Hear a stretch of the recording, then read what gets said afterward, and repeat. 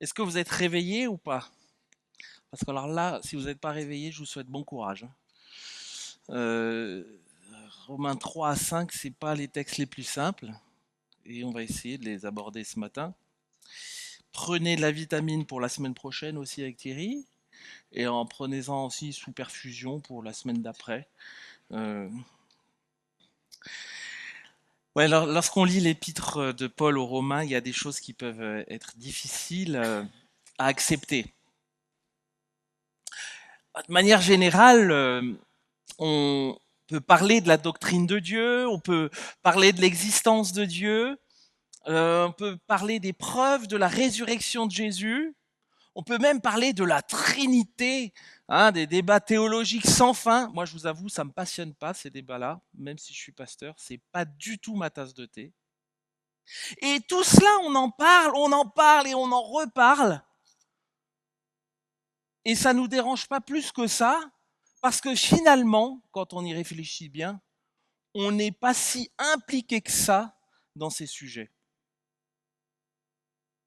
Il y en a qui passent leur journée, leur vie à débattre de choses, ça me dépasse. Mais la chose la plus difficile à accepter pour nous, y compris dans nos églises et y compris dans notre église, c'est la réalité du péché pour chacun de nous. Pourquoi est-ce qu'on ne parlerait pas autant du péché dans notre église que l'on parle la fin du temps, le machin, etc. De notre péché, hein, de ce qui nous concerne, nous, de nos cœurs, de la pourriture de nos cœurs. Ah, là, ça dérange un peu plus quand même. Hein. Ça nous dérange un peu plus. Parce que sur ce point-là, on est tous impliqués personnellement, qu'on y croit ou pas.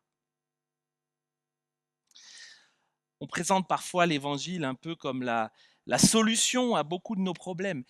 Et c'est pas totalement faux. Mais vous savez, l'évangile de Dieu est d'abord et avant tout la réponse au problème le plus important, le plus grave, qui nous concerne tous, que nous avons tous en commun, le péché.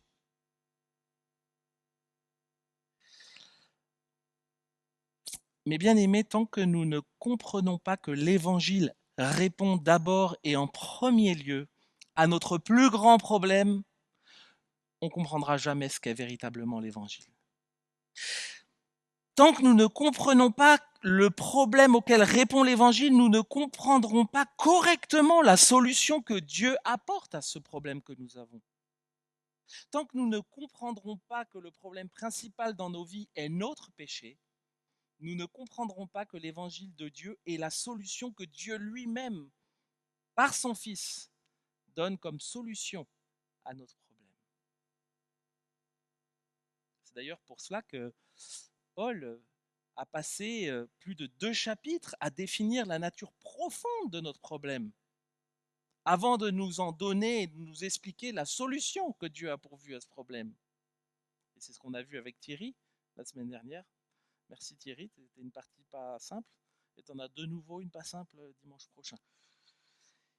Mais dans ces chapitres que Thierry a abordés, chapitres 1 à 3, Paul s'efforce de nous démontrer très clairement la culpabilité universelle de l'homme face à un Dieu parfaitement juste.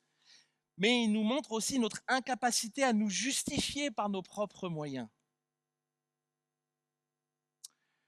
La société dans laquelle on vit place ses espoirs dans plein de choses, dans l'éducation, la politique, la philosophie, la psychologie, la médecine, et nous pourrions y ajouter plein de choses. Toutes ces choses sont bonnes, hein, attention, elles ne sont pas à jeter.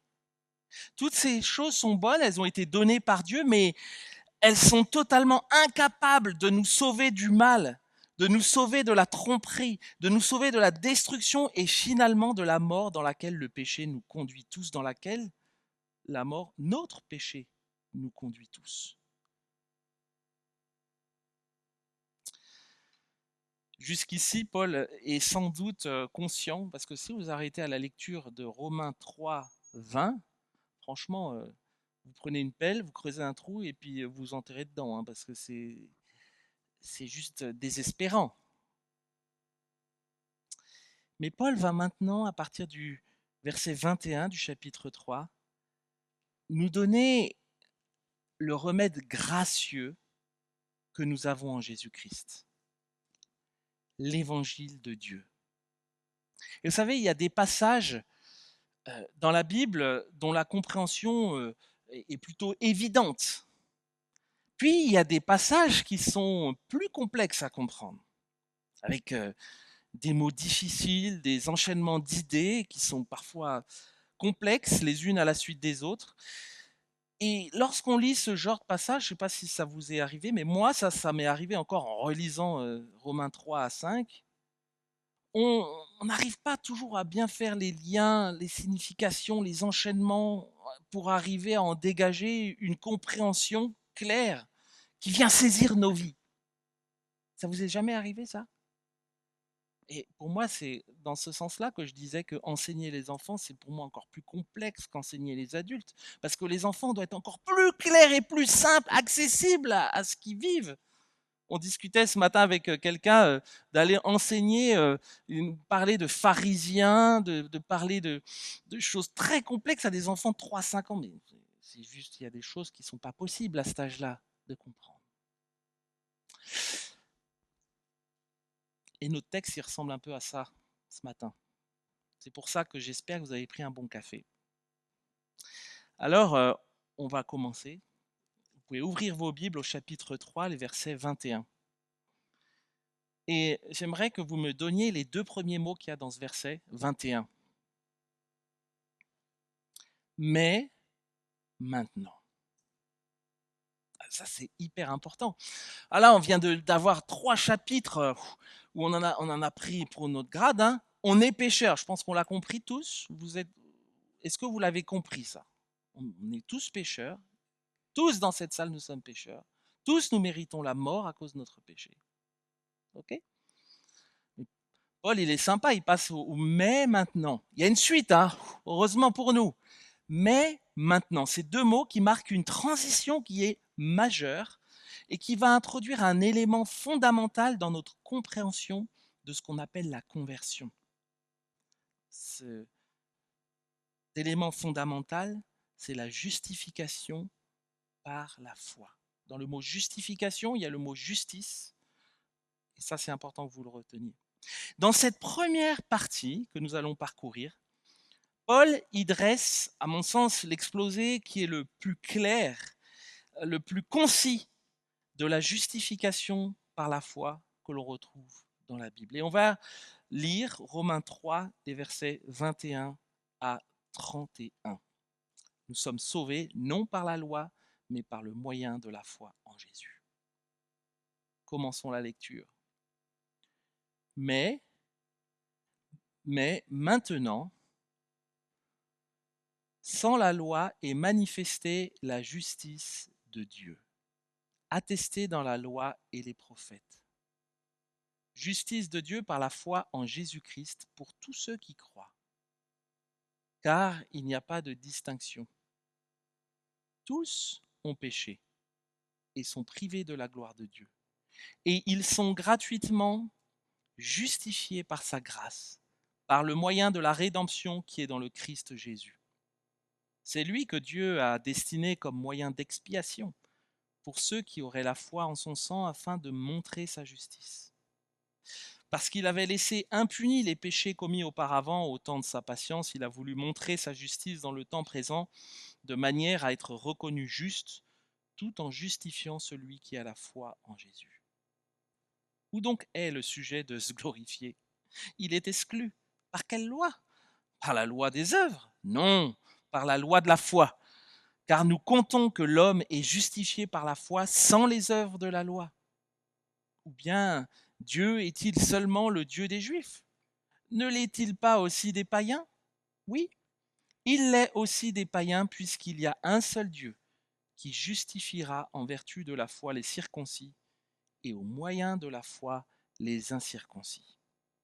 Est-ce que nous annulons ainsi la loi par la foi? Certes non. Certes non. Au contraire, nous confirmons la loi. On voit trois choses dans ce texte-là.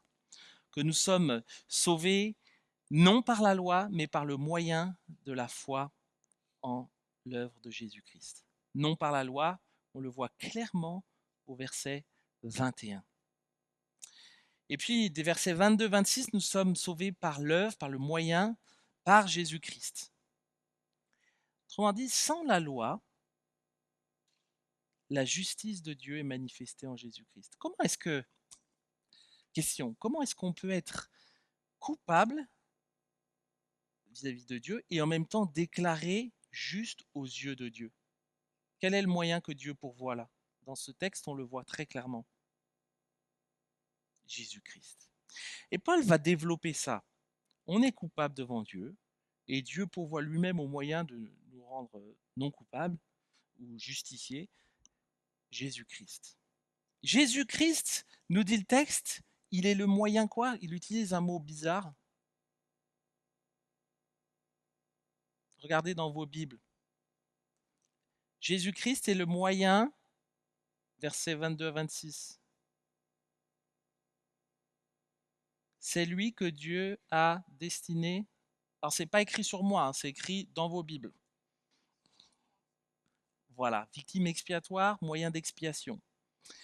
Jésus est le moyen d'expiation. Son sang a été versé sur la croix pour notre péché, pour ceux qui auraient la foi en son sang, c'est-à-dire les croyants. Le moyen d'expiation, c'est Jésus qui est notre propitiatoire. Je ne sais pas si vous vous rappelez quand on avait fait la série sur le livre de l'Exode, on en avait parlé un peu de tout ça avec l'arche, le propitiatoire, etc. C'est un terme que les Juifs à qui Paul écrit là connaissent très très bien. Le propitiatoire, c'est le couvercle de l'arche de l'alliance de Dieu, que Dieu avait demandé à Moïse de construire. Alors j'en ai trouvé une photo pour vous un peu illustrer ça. Mais l'arche de l'alliance devait être transportée par le peuple d'Israël dans le désert lorsque le peuple a été libéré de l'esclavage en Égypte. Et dans ce coffre, en bas de ce coffre, il y avait quoi? Vous savez ce qu'il y avait dans le bas du coffre? Les 10 commandements. Donc ici, là, il y avait les 10 commandements qui étaient bien cachés. Et ici, là, ces deux statues, ça représente quoi? Ça illustre, ça représente la gloire de Dieu. Et au milieu, il y a une espèce de couvercle ici qui s'appelle le propitiatoire. Donc, on voit bien que dans ce coffre, il y a l'étape de la loi en dessous, et puis on a une statue qui représente la gloire de Dieu au-dessus, et entre les deux, il y a le propitiatoire. Et dans ce couvercle, on se trouvait en général en la rencontre entre la gloire de Dieu et l'étape de la loi. Et le jour du grand pardon, une fois par an, qu'on appelle aussi Yom Kippour, vous entendez certainement parler, on allait là verser du sang du sacrifice sur ce grand couvercle. Ça, c'est juste pour vous raconter un peu l'histoire. Notre culpabilité, elle nous sépare de Dieu. Mais Dieu, il nous donne un couvercle, un propitiatoire. Et ce couvercle, c'est qui, nous dit Paul?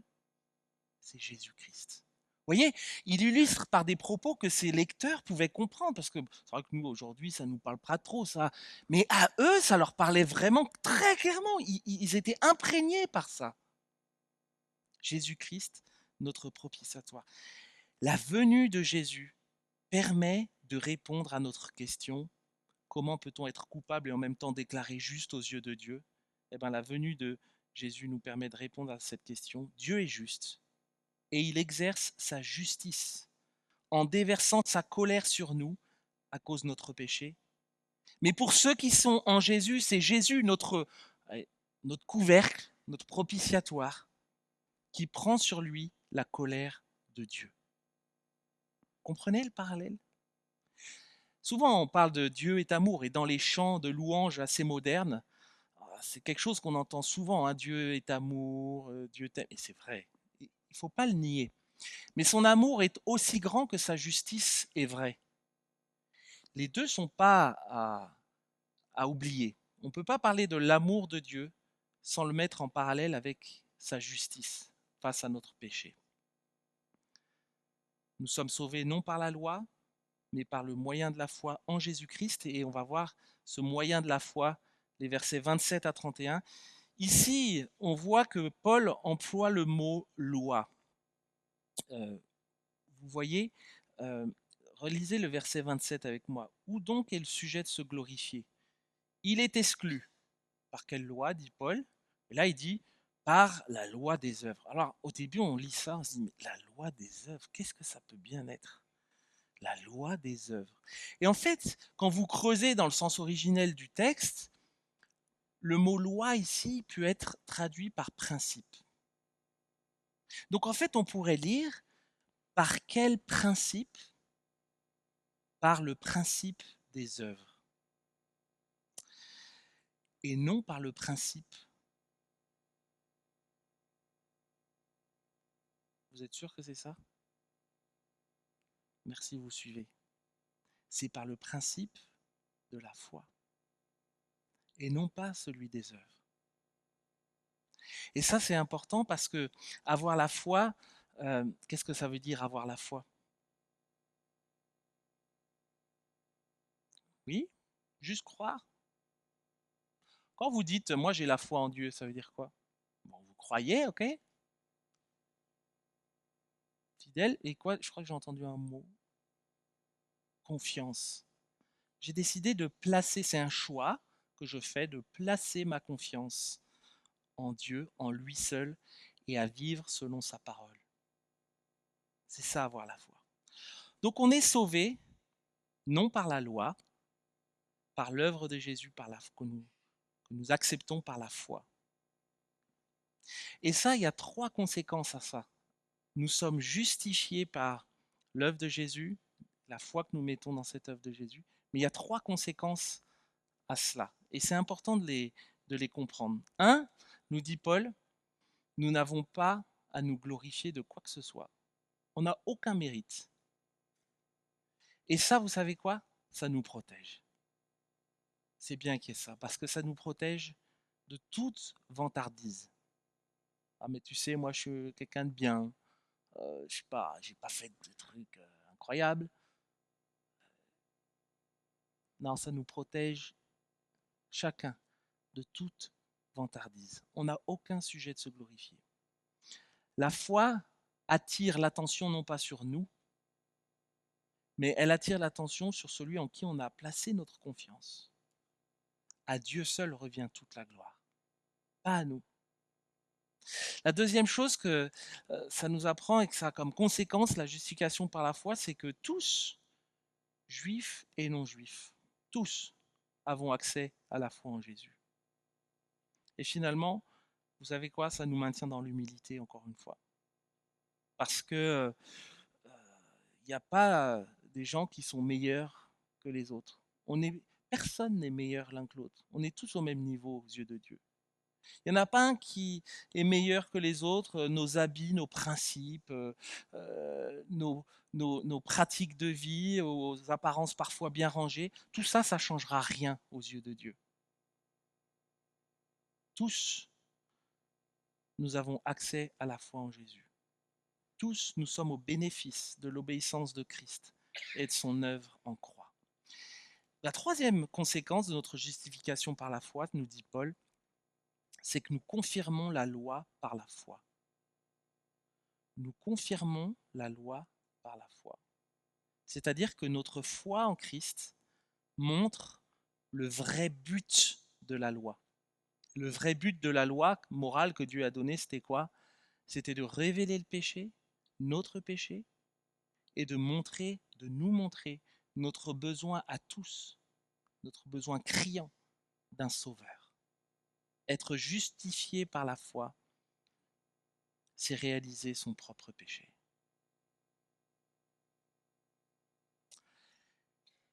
Et là, Paul, il sait très bien qu'il dit des choses qui ne sont pas forcément simples.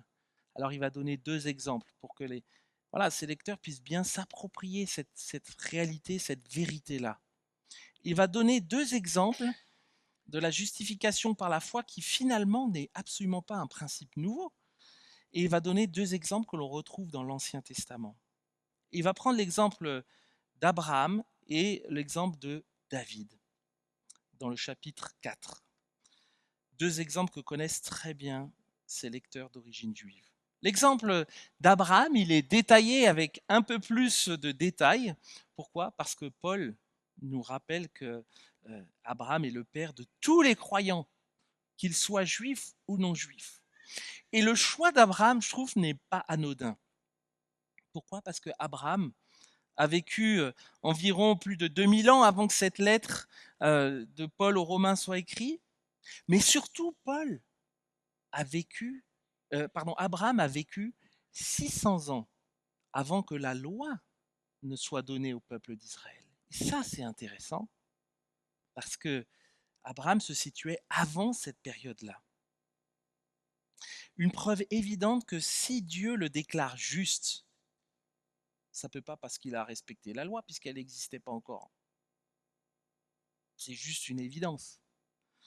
Mais uniquement à cause de son obéissance par sa foi en Dieu. C'est sa foi en Dieu qui a sauvé Abraham, pas la loi. Que dirons-nous donc d'Abraham, notre ancêtre selon la chair, nous dit Paul. Qu'a-t-il obtenu? Si en effet Abraham a été justifié par les œuvres, il a sujet de se glorifier, autrement dit de se vanter. Mais devant Dieu, il n'en est pas ainsi. En effet, que dit l'Écriture? Abraham crut à Dieu, et cela lui fut compté comme justice. Quand Dieu est venu à Abraham, il lui a parlé de l'avenir. Vous vous rappelez ce qu'il avait demandé à Abraham? Qu'est-ce qu'il lui dit? Avant que j'affiche le texte. Est-ce que vous vous rappelez ce que Dieu a demandé à Abraham? Voilà, quitte et va dans le pays où je te dis d'aller. Alors on va lire le texte. Va-t'en de ton pays, de ta patrie et de la maison de ton père, dans le pays que je te montrerai. Je ferai de toi une grande nation et je te bénirai. Je rendrai ton nom grand et tu seras une source de bénédiction. Je bénirai ceux qui te béniront et je maudirai ceux qui te maudiront. Et toute la famille de la terre seront bénies en toi. Vous savez, Abraham, on voit clairement qu'il a écouté Dieu. Et qu'est-ce qu'il a décidé de faire? Il a décidé de croire. Sans savoir où il allait, Abraham est parti, voyageant vers un pays et un futur qu'il n'avait jamais vu. Le Nouveau Testament nous dit qu'il attendait la cité dans Hébreux 11. Il attendait la cité qui a de solides fondations, celle dont Dieu est l'architecte et le constructeur. En fait, Abraham, quand il est parti, il ne savait pas où il allait, mais il était en quête du pays que Dieu lui avait promis. Il a fait confiance à Dieu pour ce qu'il ne voyait pas encore. Sa foi a fait de lui, nous dit Paul, le père d'un grand nombre de nations, le père de tous ceux qui croient, circoncis ou non, juifs ou non. Et vous savez, après avoir établi cette réalité que Abraham était considéré juste par sa foi en Dieu et non par ses œuvres, Paul sait très bien que ses lecteurs peuvent se dire, ok, mais quand même Abraham, le gars, c'est quand même un sacré bonhomme. Hein. Et donc il va donner un deuxième exemple, l'exemple du roi David. Et il fait référence ici à la bénédiction et à la paix qui a été restaurée dans le cœur de David après avoir vu ses péchés pardonnés, une justice imméritée que Dieu lui a accordée et qui décrit de manière magnifique dans le psaume 32. Et voilà ce que dit Paul en citant cet exemple de David. De même, David proclame le bonheur de l'homme au compte de qui Dieu met la justice, sans œuvre. Heureux ceux dont les iniquités sont pardonnées et dont les péchés sont couverts. Couverts, on retrouve le propitiatoire. C'est très bien ce qu'il utilise. Heureux l'homme qui a le Seigneur, à qui le Seigneur ne compte pas son péché. Mais bien aimé, Paul veut nous faire comprendre que nos frères et sœurs de l'Ancien Testament, comme David, Abraham et beaucoup d'autres, ont été rachetés exactement de la même façon que nous le sommes aujourd'hui. Il n'y a pas un moyen de salut pour Israël et un autre pour la communauté chrétienne. Pas du tout. Notre justification devant Dieu, elle s'obtient par la foi aujourd'hui, comme elle s'obtenait par la foi en Dieu à l'époque. La seule différence entre Abraham et nous aujourd'hui, c'est quoi? C'est la direction du temps. Oui. Abraham, qu'est-ce qu'il faisait? Lui, il regardait vers l'avenir, vers la croix de Jésus qui est l'avenir, alors que nous regardons derrière nous vers la croix de Jésus qui est déjà venue.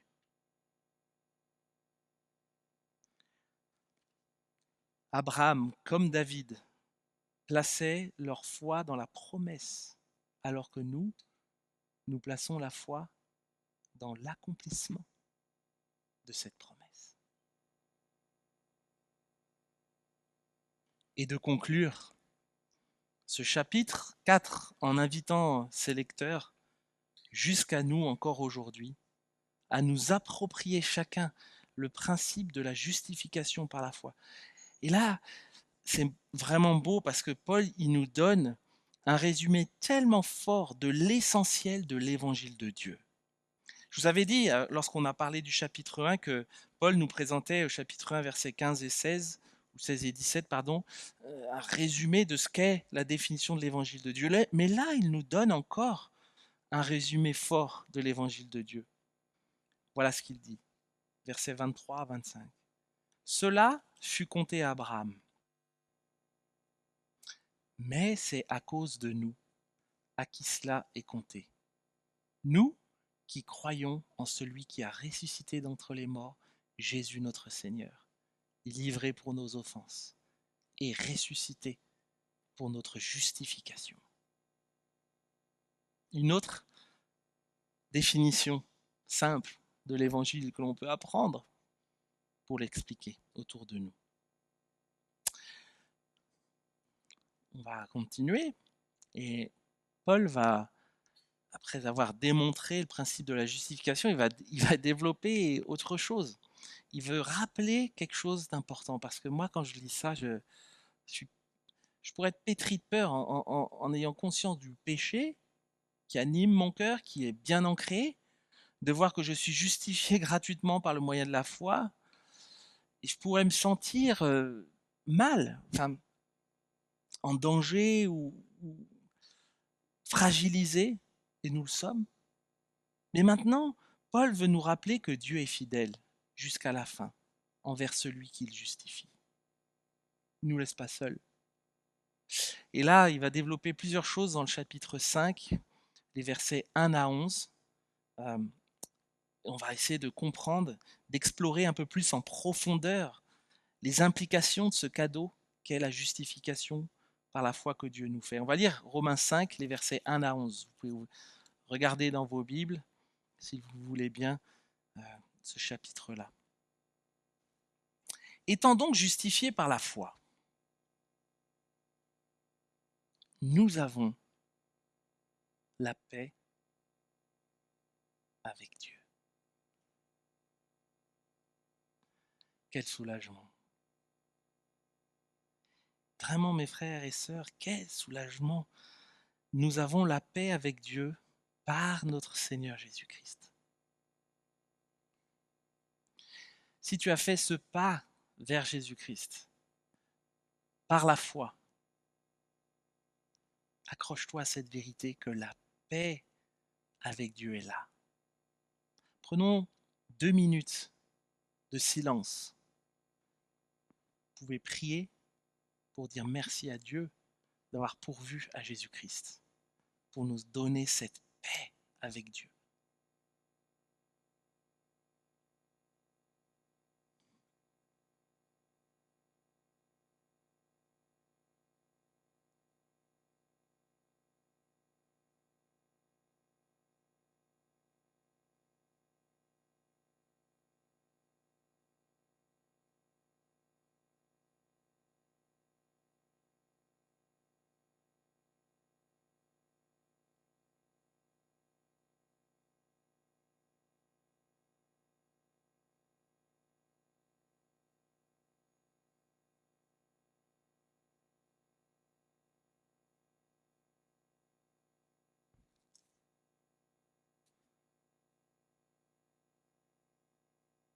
Étant donc justifiés par la foi, nous avons la paix avec Dieu, par notre Seigneur Jésus-Christ.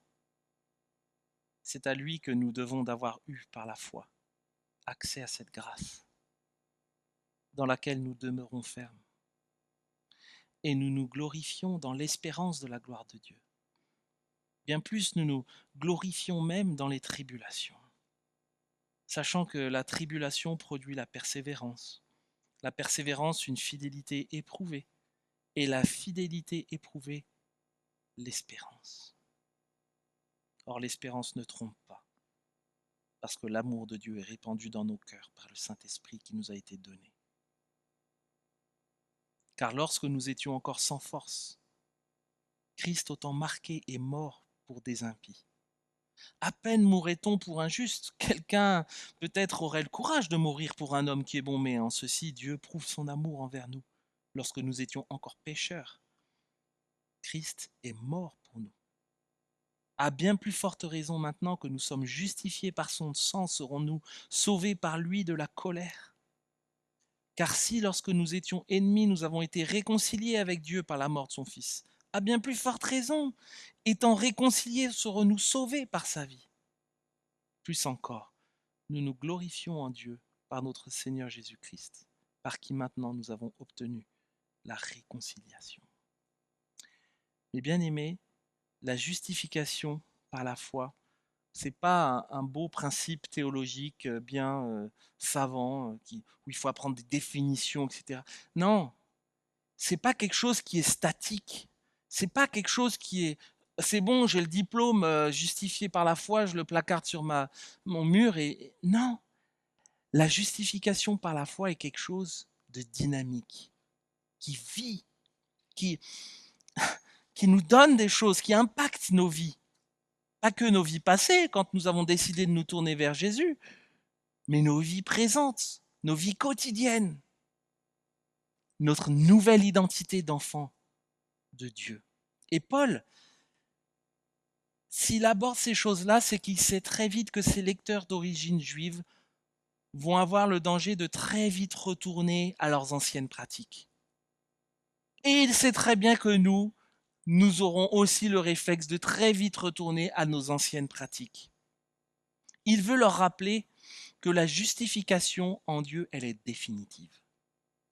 Elle est définitive et elle ne dépend pas de nous. Elle ne dépend pas de notre obéissance.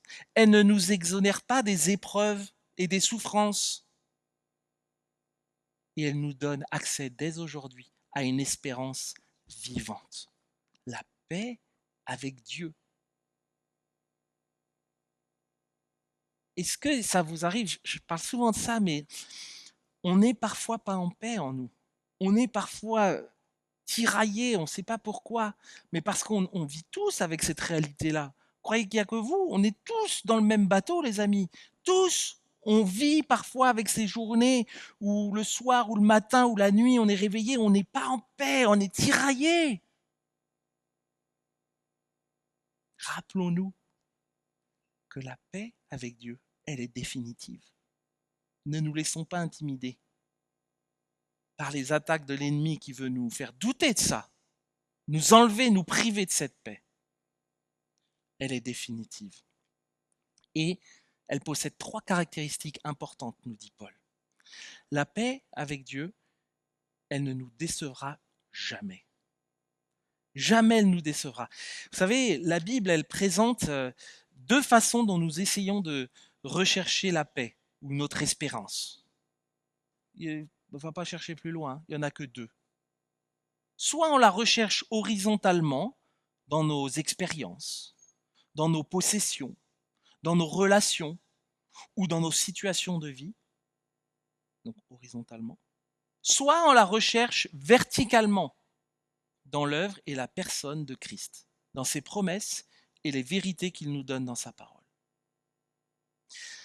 Lorsqu'on recherche l'espoir, l'espérance dans nos vies de manière horizontale, on va s'appuyer sur toutes sortes de choses. On va s'appuyer sur des objets divers et variés. On va s'appuyer sur des personnes qui souffrent finalement du même mal que nous avons. Mais on va quand même s'appuyer sur ces objets et ces personnes. Et au mieux, ces objets ou ces personnes peuvent nous procurer un plaisir éphémère, mais elles finiront toujours par nous décevoir. Ou pire, nous allons en devenir dépendants. Et ça peut être conjoint, dans la famille, dans les amis, toutes sortes de choses. Hein.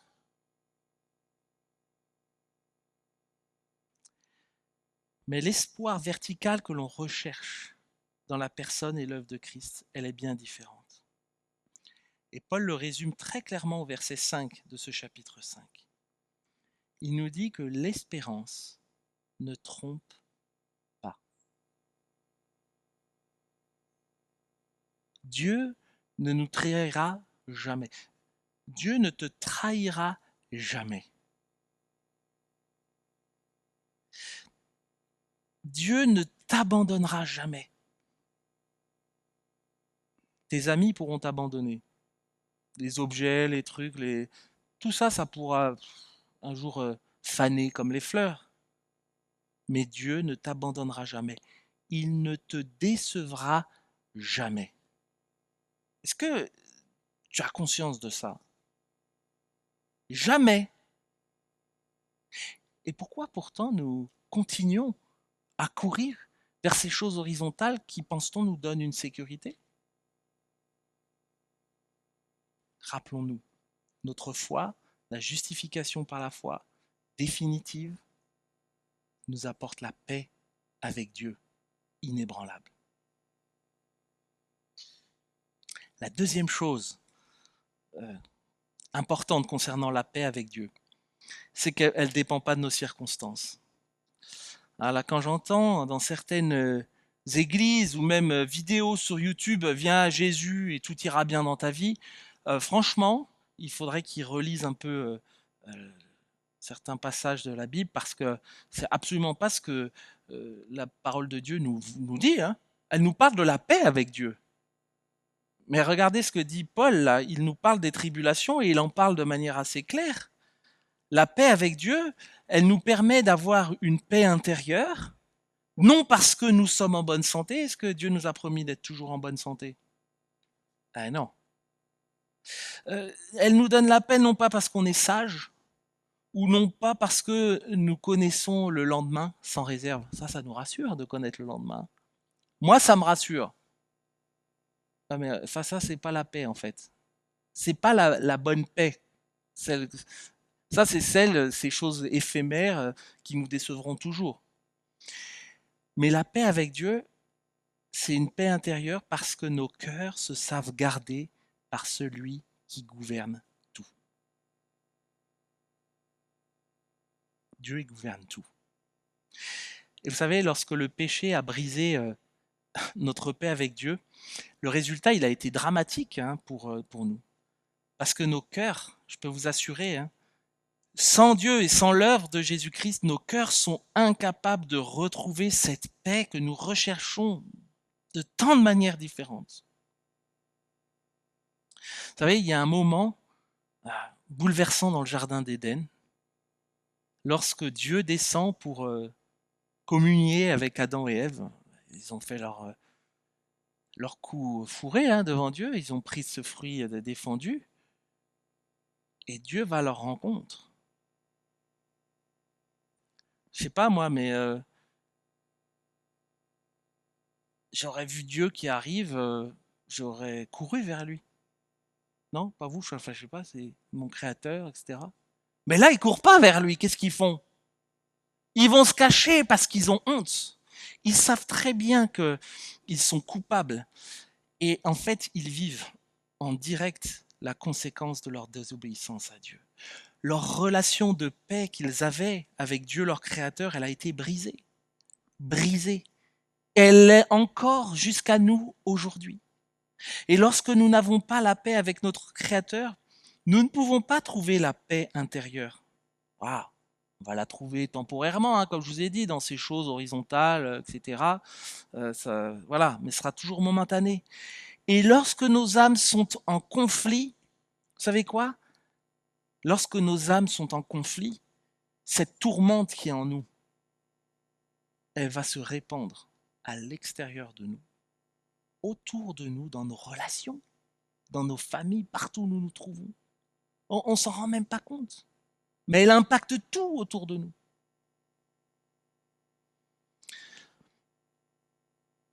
J'ai une question pour nous cette semaine. Est-ce que vous avez eu du mal à vivre en paix avec Dieu?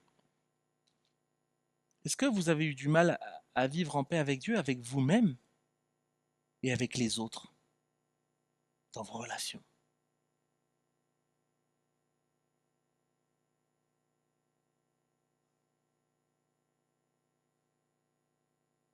Bah oui, moi aussi, hein. Vous croyez quoi? On est tous pareils, encore une fois. Ben oui, tous. Et c'est le cas. Et il faut juste se rappeler que vous et moi, on a un besoin constant de revenir au pied de la croix de Jésus pour nous réapproprier la paix avec Dieu que Dieu nous offre par Jésus et par son œuvre à la croix. Là aussi, c'est quelque chose que nous devons renouveler tous les jours, jusqu'à ce que nous paraissions dans la gloire éternelle de Dieu, où là, ce sera bon pour l'éternité. Mais on est encore sur planète Terre. Hein. Pourquoi est-ce qu'on insiste sur l'importance de se nourrir par la parole de Dieu quotidiennement et par la prière? Et là, encore une fois, je ne vous parle pas du crouton spirituel où je lis un verset, où vous savez, je reçois un verset. Alors là, j'ai lu un verset, donc c'est bon, j'ai ma dose. Non, c'est pas ça. L'intimité avec Dieu notre Père, notre Créateur. Prendre le temps dans la prière, la lecture de sa parole, de nous réapproprier cette paix avec Dieu. C'est un besoin quotidien.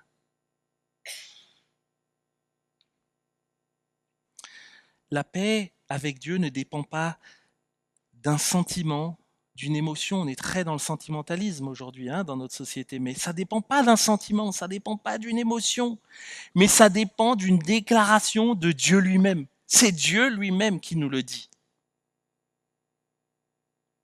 La paix avec Dieu, c'est celle que nous recherchons tous sur cette terre, par toutes sortes de moyens. La paix avec Dieu ne dépend pas de ce que nous faisons.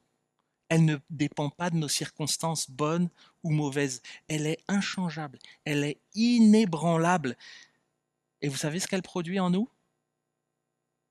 C'est ce que Paul nous dit. Elle produit deux choses. Persévérance et, la fin du texte,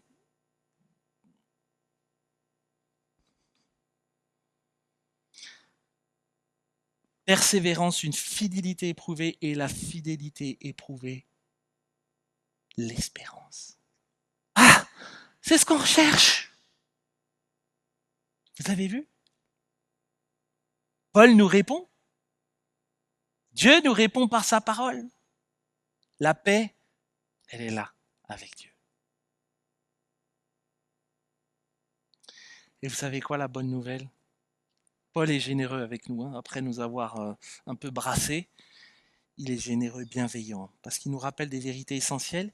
Et la troisième caractéristique de cette paix avec Dieu, c'est qu'elle est éternelle. Elle est éternelle. À bien plus forte raison maintenant que nous sommes justifiés par son sang, versets 9 et 10 du chapitre 5. Serons-nous sauvés par lui de la colère? Car lorsque nous étions ennemis, nous avons été réconciliés avec Dieu par la mort de son Fils. À bien plus forte raison, étant réconciliés, serons-nous sauvés par sa vie. C'est frappant parce qu'en lisant les versets 9 et 10, on comprend très bien que alors que nous étions tous ennemis de Dieu, oui, nous étions tous ennemis de Dieu. Hein. C'est terrible d'être ennemi de Dieu. Nous étions pécheurs, Dieu nous aimait déjà. Dieu nous aimait déjà au point d'envoyer son propre Fils mourir à la croix. Franchement, que pourrions-nous faire aujourd'hui pour perdre cet amour de Dieu pour nous? Un amour gratuit et totalement immérité. Comment on pourrait le perdre? C'est impossible. On ne peut rien faire. Et Paul poursuit et va encore plus loin et nous dit que si nous étions pécheurs, pourtant déjà aimés, alors à plus forte raison, verset 9, nous sommes et serons sauvés par Jésus de la colère de Dieu. Et en fait, on s'aperçoit que notre salut en Jésus-Christ, on peut le conjuguer en 3 temps. Ça vient pas de moi, ça vient de Brad Dixon, qui était un de mes professeurs sur l'épître de Paul aux Romains à l'Institut biblique à Genève. Et voilà ce qu'il dit dans son commentaire. Nous pouvons conjuguer le salut, notre salut en Jésus-Christ en 3 temps, passé, présent et à venir. Il nous a sauvés par sa mort. Et le Christ, nous sommes maintenant sauvés aujourd'hui. Et Christ nous sauvera de la colère à venir par sa vie. Passé, présent, futur, éternité. Mais bien aimés, l'assurance de notre salut ne dépend pas de nos efforts. Elle ne dépend pas de nos œuvres, mais elle dépend uniquement de l'infinie grandeur de la puissance de Dieu. Parce que si la promesse du salut dépendait de ce que nous ferions ou non, la promesse du salut n'offrirait franchement aucune sécurité. Comme si nous aurions quelque chose à protéger. Comme si nous devions protéger par nos propres forces ce que Christ a commencé à accomplir par sa propre puissance. La question, c'est pas est-ce que je peux perdre le salut? Non! Il est éternel. Tu ne peux pas perdre ton salut. La vraie question, c'est est-ce que tu as réellement compris ce qu'est le salut?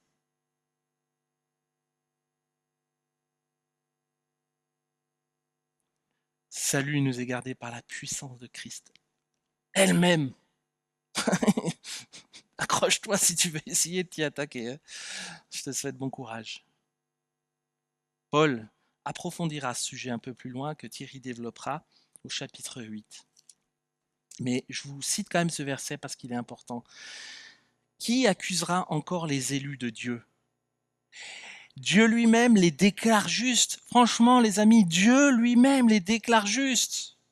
Il ne peut pas un jour dire « Ah bah lui, il est juste, et puis demain, non, il n'est pas juste, et puis là, il est juste, et puis là... » Non. Dieu lui-même les déclare justes. Qui les condamnera? Christ est mort, bien plus, il est ressuscité, il est à la droite de Dieu, il intercède pour nous. C'est plutôt clair. Alors, je précise une chose quand même. On ne va pas le développer trop là ce matin. Mais bien sûr que cela ne veut pas dire que Dieu cautionne notre péché. Attention. Voilà ce que nous dit Paul aussi dans une autre épître, celle aux Galates, où il développe un peu ce sujet-là aussi, Galates 2:20. J'ai été crucifié avec le Christ. Ce n'est plus moi qui vis, mais Christ qui vit en moi.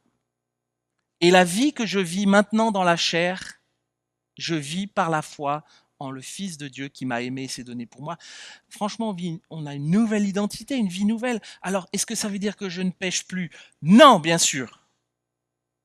Mais je ne supporte plus de cohabiter avec le péché. Et je reviens régulièrement, quotidiennement, dans la repentance vers Dieu, mon Père, mon Créateur.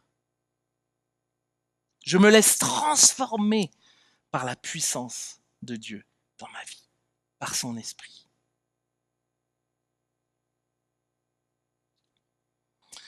En guise de conclusion, je vous rassure, parce que l'heure avance, et pour être sûr d'avoir bien compris,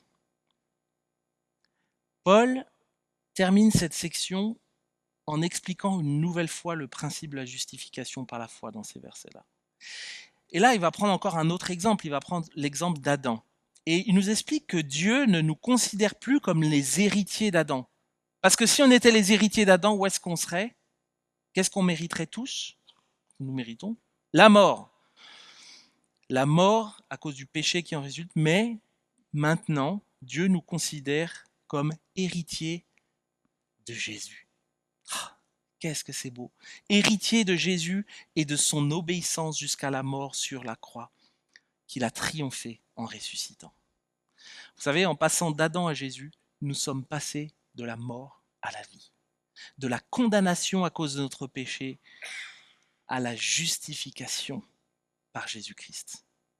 En décidant de placer notre confiance, notre foi en l'œuvre de Jésus, nous recevons l'assurance inébranlable de notre réconciliation avec Dieu.